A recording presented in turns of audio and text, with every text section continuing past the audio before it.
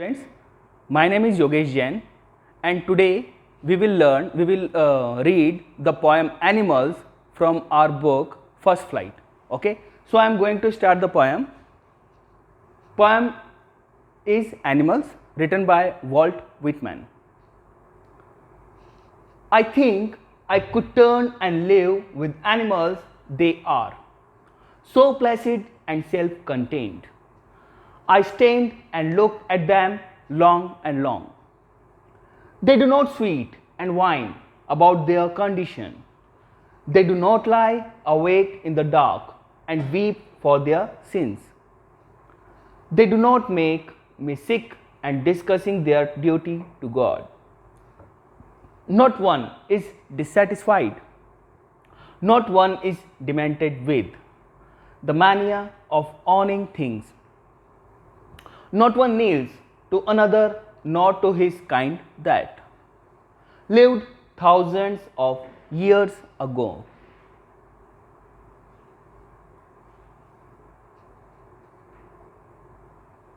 No one is respectable or unhappy over the whole earth. So they show their relations to me and I accept them. They bring me tokens of myself. They evince them plainly in their possession. I wonder where they get those tokens. Did I pass that way huge times ago and negligently drop them? Okay. This is a poem written by Walt Whitman. In this poem, actually, poet is looking at animals and he is supposing that I wish I were a bird. He is looking himself and animals. He finds that animals are good. Animals are better than human beings. They have no greed. They have no desires. They don't weep over their sins like human do. Human have many qualities and many bad qualities, but animals don't. So what poet is saying about animals and about human beings, we are going to read in this poem stanza by stanza. So let's start this poem, explanation of this poem stanza by stanza. Okay, so let's start. We are going to understand the meaning of this poem line by line. So the first two lines or stanza 1 of the poem is, I think I could turn and live with animals. They are so placid and self-contained. I stand and look at them long and long. In these lines, we have two words, placid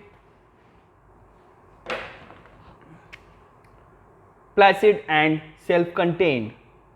The meaning of word placid is quiet or calm, okay, satisfied, shant, and self-contained is poised, in the right mind, in full control of self, means a person who is in control of mind, okay, who has his mind in control. Okay, so I think I could turn and live with animals. Poet is looking at animals and he wish that he should be an animal, because animals are quiet, animals are self-contained. They don't have desires like human. They don't have greed like human. They don't weep like human. They don't make sins. So the poet here desires to turn into an animal and live with them, as he is impressed by the calmness and the purity of their mind. Animals have pure mind. Okay, they don't deceive anyone. They live together, they eat together, okay, they fly together or they wander together. Unlike humans, animals seem so content with their lives and are happy in their natural surroundings. A man cannot be satisfied ever, unlike animals. Animals are always in satisfactory mode with nature. The simple lives of animals help them maintain self-control and their rationality. He stands and looks at them for a long time in the phrase long and long. We have a phrase here, long and long. He is looking at them. Okay, and he wants these qualities, being placid and being self-contained. These two qualities are reflected in this phrase long and long. The implied meaning is the longing that the poet feels for these two qualities in human beings. These are the most qualities that are required for being a human, but these qualities are found in animals. Now stanza 2.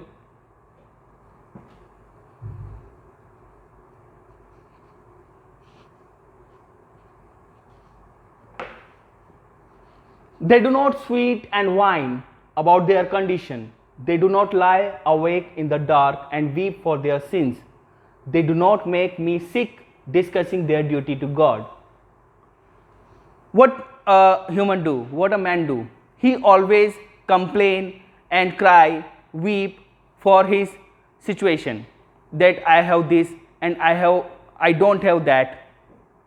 But we have never seen an animal doing that.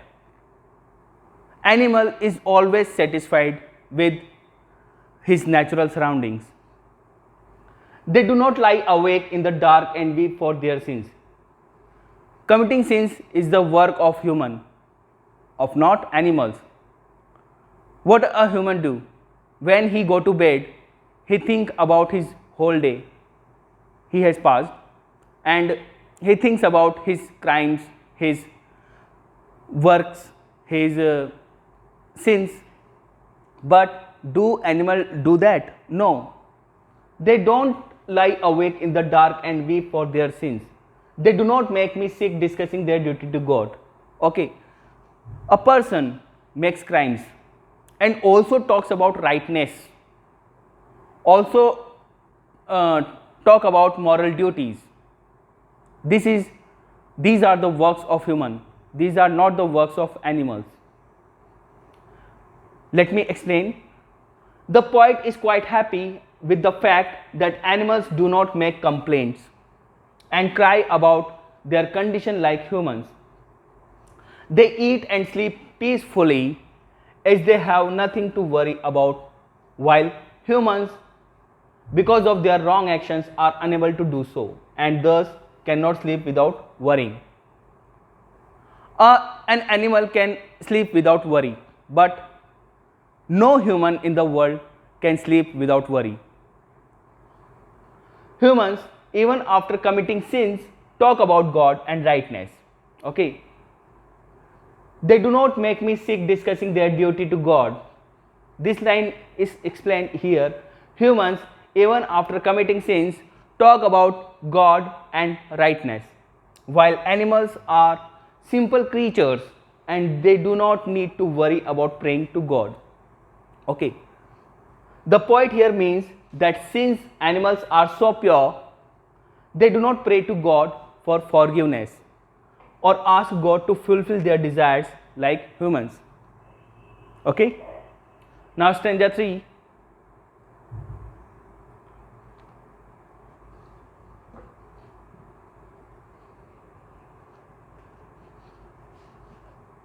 Not one is dissatisfied, not one is demented with mania of owning things.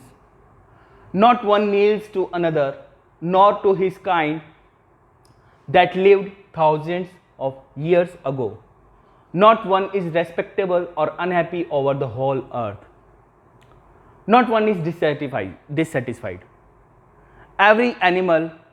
Each animal is satisfied with his natural surroundings. Only man is the person in the world who is always dissatisfied with his surroundings, with his property, with his whatever he possesses. He is always dissatisfied with them. He always wants more and more and more. But what about animals? They don't think about that. They don't have these type of desires. Not one is demented with the mania of owning things. Demented. What is the meaning of demented? Demented is affected with madness. A person who is affected with madness. Mania. Mania is madness. A person is mad after things, after material, but animal not. Not one kneels to another. Kneels means bends as a sign of respect. Nor to his kind that lived thousands of years ago. Okay, it happens in society of man that this person is higher to me, that person is lower to me.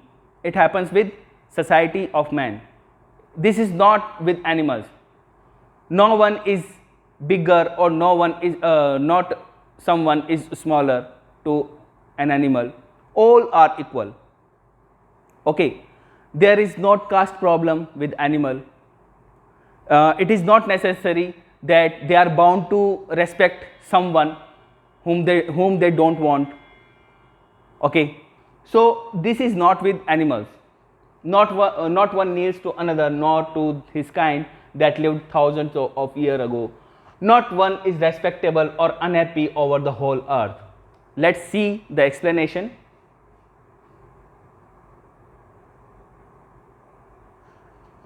Animals do not possess material things like humans, and they are happy and satisfied without all the worldly items, the desire of which has affected human beings very badly. This desire to one thing has been called madness, demented of mania. By the poet, animals are free from habit of praying to their ancestors.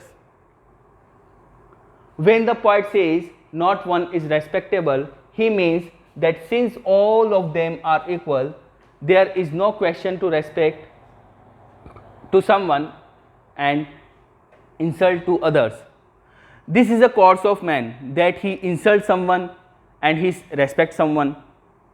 But animals don't do that. They all are equal. All these features of animals make them happy and uncomplaining. Now stanza 4.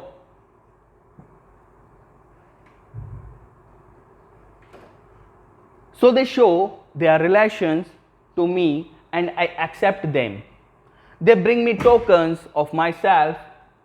They evince them plainly in their position. I wonder where they get those tokens. Did I pass that way huge times ago and negligently drop them? In this stanza, poet is saying that virtues like kindness, calmness, respect everyone, assuming that all are equal, humans have left all these qualities. But these qualities are found in animals yet. They bring me tokens of myself. When I see, poet want to say that when I see animals, when I see their acts, when I see their routine, I recollect my virtues. I think about my virtues which I have lost, means which humans have lost. I see their symbols. Tokens means symbols.